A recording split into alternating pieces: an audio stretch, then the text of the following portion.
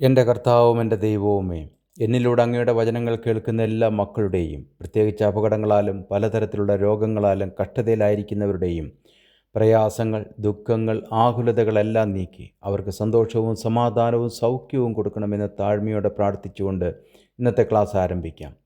കഴിഞ്ഞ ക്ലാസ് കൊണ്ട് നമ്മൾ ലേവ്യ പുസ്തകം പഠിച്ച് അവസാനിപ്പിക്കുകയുണ്ടായി. അനേകർ അവരുടെ ചോദ്യങ്ങൾ ചോദിച്ചപ്പോൾ എനിക്ക് വലിയ സന്തോഷമാണ് ഉണ്ടായത്. അത്രയും ആൾക്കാർ അത് കേൾക്കുകയും മനസ്സിലാക്കുകയും ഒക്കെ ചെയ്തതിന് ദൈവത്തിന് നന്ദി. ഇന്ന് നമ്മൾ പഠിക്കുന്നത് പുതിയ നിയമത്തിലെ മൂന്നാമത്തെ സുവിശേഷമായ വിശുദ്ധ ലൂക്കോസ് എഴുതിയ സുവിശേഷമാണ്. വിശുദ്ധ ലൂക്കോസ് വിദ്യാഭ്യാസമുള്ളവനും ചരിത്രബോധമുള്ളവനുമായിരുന്നു.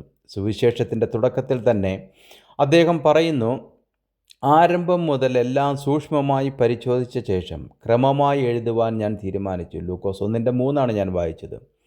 സ്ത്രീകൾ, ദരിദ്രർ, രോഗികൾ, സമൂഹത്തിൽ പുറന്തള്ളപ്പെട്ടവർ, ഇവരോടുള്ള യേശുവിൻ്റെ കരുണ ലൂക്കോസിൻ്റെ സുവിശേഷത്തിൽ പ്രത്യേകമായി തെളിഞ്ഞു കാണാം. വിശുദ്ധ ലൂക്കോസ് യേശുവിൻ്റെ നേരിട്ടുള്ള 12 ശിഷ്യന്മാരിൽ ഒരാളല്ല. അദ്ദേഹം പൗലോസ് അപ്പോസ്തലൻ്റെ സഹയാത്രികനും അടുത്ത സുഹൃത്തുമായിരുന്നു. ഈ ലൂക്കോസിനെ വിശുദ്ധ പൗലോസ്ലീഹ വിളിച്ചത് വൈദ്യനായ ലൂക്കോസ് എന്നാണ്. കൊലോസ്യർക്ക് എഴുതിയ ലേഖനത്തിൽ 4:14 നമ്മൾ വായിക്കുന്നത് ഇങ്ങനെയാണ്: വൈദ്യനായ പ്രിയ ലൂക്കോസും ദേമോസും നിങ്ങളെ വന്ദനം ചെയ്യുന്നു.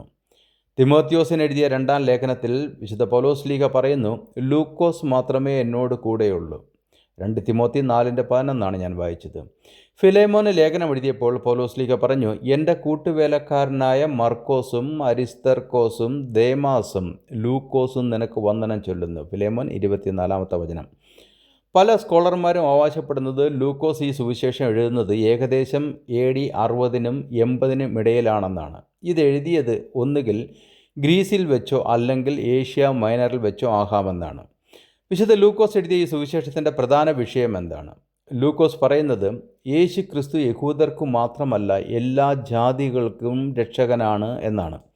മത്തായി എഴുതിയ സുവിശേഷം യഹൂദ ജനത്തോടും നമ്മോടും പറയുന്നത് യേശു ക്രിസ്തു രാജാവും രക്ഷകനുമാണെന്നാണ്.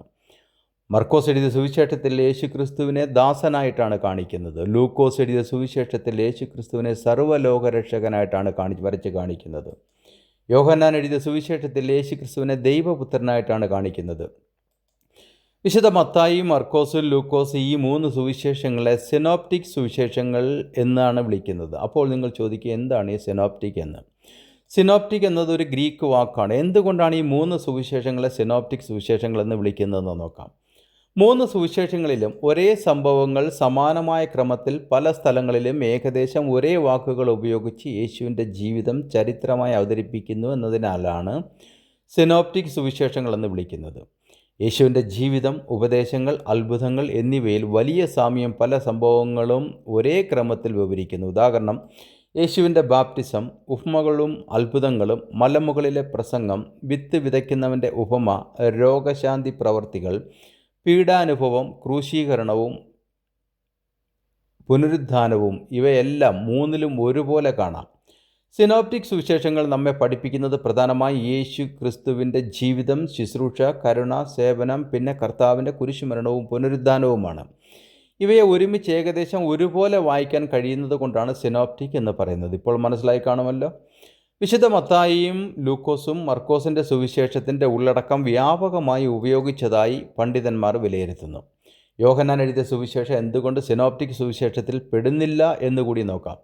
വിശുദ്ധ യോഹന്നാൻ്റെ സുവിശേഷത്തിലെ സംഭവങ്ങളുടെ ക്രമം വ്യത്യസ്തമാണ്. ഉപമകൾ വളരെ കുറവാണ്. ആഴത്തിലുള്ള ദൈവശാസ്ത്രം ഉൾക്കൊള്ളുന്നു, അതായത് തിയോളജി. യോഹന്നാൻ ഉപയോഗിച്ചിരിക്കുന്നത് ഏറ്റവും നല്ല തിയോളജിയാണ്. അത് കഠിനമായി ഈ യോഹന്നാൻ്റെ സുവിശേഷത്തിൽ നമുക്ക് കാണാവുന്നതുമാണ്. ഭാഷയും ഘടനയും വിഷയവും വ്യത്യസ്തങ്ങളാണ്. ഉപമകളേക്കാൾ ദൈവിക പ്രസ്താവനകളാണ് കൂടുതലുള്ളത്. അതിനാൽ യോഹന്നാൻ്റെ സുവിശേഷം സിനോപ്റ്റിക് വിഭാഗത്തിൽ പെടുന്നില്ല. ഞാൻ ആകുന്നു, അയാം എന്ന ഉച്ചാരണം യേശുവിൻ്റെ ദിവ്യത്വം കൂടുതൽ വെളിപ്പെടുത്തുന്നു യോഹന്നാൻ്റെ സുവിശേഷത്തിൽ.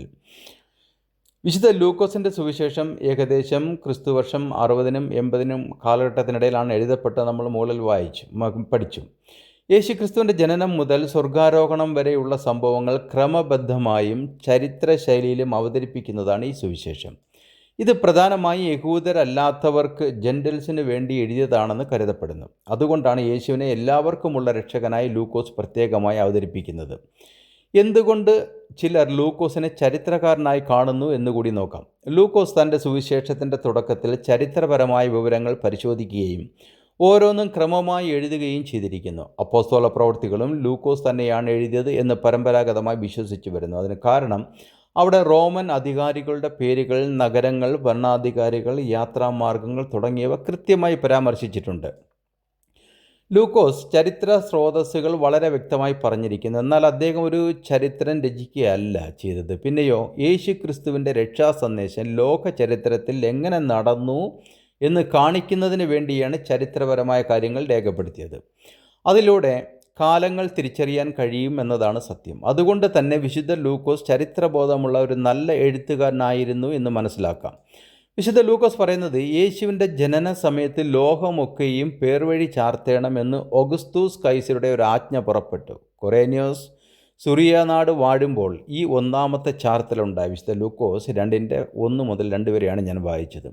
രാഷ്ട്രീയ പദവികൾ, ഭൂമിശാസ്ത്ര വിവരങ്ങൾ, സമയക്രമം, ദൈവശാസ്ത്രം അല്ലെങ്കിൽ തിയോളജി മുതലായവ വളരെ കൃത്യമായി വിശുദ്ധ ലൂക്കോസ് രേഖപ്പെടുത്തിയിരിക്കുന്നു എന്ന് കാണാവുന്നതാണ്. 20ാം നൂറ്റാണ്ടിലെ പുരാവസ്തു ശാസ്ത്രജ്ഞനായ സർ വില്യം രാംസെ തുടക്കത്തിൽ സംശയത്തോടെ ലൂക്കോസിൻ്റെ സുവിശേഷത്തെ സമീപിച്ചെങ്കിലും പിന്നീട് ലൂക്കോസിൻ്റെ ചരിത്ര കൃത്യതയെ പ്രശംസിക്കുകയാണുണ്ടായത്. പൗലോസിൻ്റെ യാത്രകൾ, റോമൻ ഭരണ സംവിധാനം, പ്രാദേശിക പദവികൾ എന്നിവ പരിശോധിച്ചപ്പോൾ രാംസെയുടെ അഭിപ്രായം ആകെ മാറി. സർ വില്യം രാംസെ പിന്നീട് വിശുദ്ധ ലൂക്കോസിനെ വിശേഷിപ്പിച്ചത് ലൂക്കോസ് ഒരു ഫസ്റ്റ് റേറ്റ് ഹിസ്റ്റോറിയൻ എന്നാണ്. സർ വില്യം രാംസെയുടെ പ്രശസ്ത പുസ്തകഗ്രന്ഥമായ Saint Paul the traveller and the Roman citizen എന്ന പുസ്തകത്തിൽ അദ്ദേഹം എഴുതി, ലൂക്കോസ് ഉപയോഗിച്ച ഭരണപദങ്ങൾ കൃത്യമാണ്, ഭൂമിശാസ്ത്ര വിവരങ്ങൾ ശരിയാണ്, ഇവയെല്ലാം തന്നെ പ്രവൃത്തികളുടെ പുസ്തകത്തിൽ കാണുന്ന പല രാഷ്ട്രീയ പരാമർശങ്ങളും പുരാവസ്തു ശാസ്ത്രവുമായി പൊരുത്തപ്പെടുന്നു എന്നാണ്.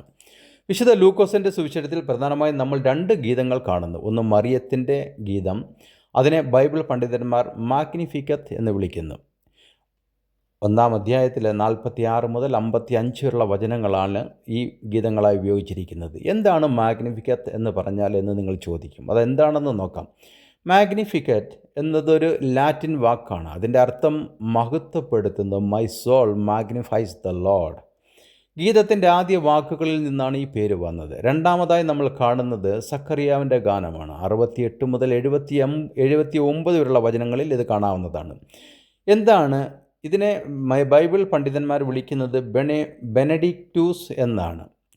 എന്താണ് ബെനഡിക്റ്റൂസ് എന്ന് പറഞ്ഞാൽ എന്ന് നിങ്ങൾ ചോദിക്കും. അതെന്താണെന്ന് നോക്കാം. ബെനഡിക്റ്റൂസ് എന്നതും ഒരു ലാറ്റിൻ വാക്കാണ്. അതിൻ്റെ അർത്ഥം സ്തുതിക്കപ്പെട്ടവൻ, വാഴ്ത്തപ്പെട്ടവൻ എന്നൊക്കെയാണ്. ഗീതത്തിൻ്റെ ആദ്യ വാക്കുകളിൽ നിന്നാണ് ഇവിടെയും ഈ പേര് വന്നത്. ഇസ്രായേലിൻ്റെ ദൈവമായ കർത്താവ് വാഴ്ത്തപ്പെട്ടവൻ എന്നാണ് ചുരുക്കം. ഇതെല്ലാം നമ്മൾ അധ്യായത്തിലേക്ക് വരുമ്പോൾ വിശദമായി പഠിക്കുന്നതാണ്. അടുത്ത ക്ലാസ് മുതൽ നമുക്ക് അധ്യായത്തിലേക്ക് വന്ന് വിശദമായി എല്ലാം പഠിക്കുവാൻ ദൈവം നമ്മെ എല്ലാവരെയും അനുഗ്രഹിക്കുമാറാക്കട്ടെ എന്ന പ്രാർത്ഥനയോടെ ബെഞ്ചമിൻ കോശി.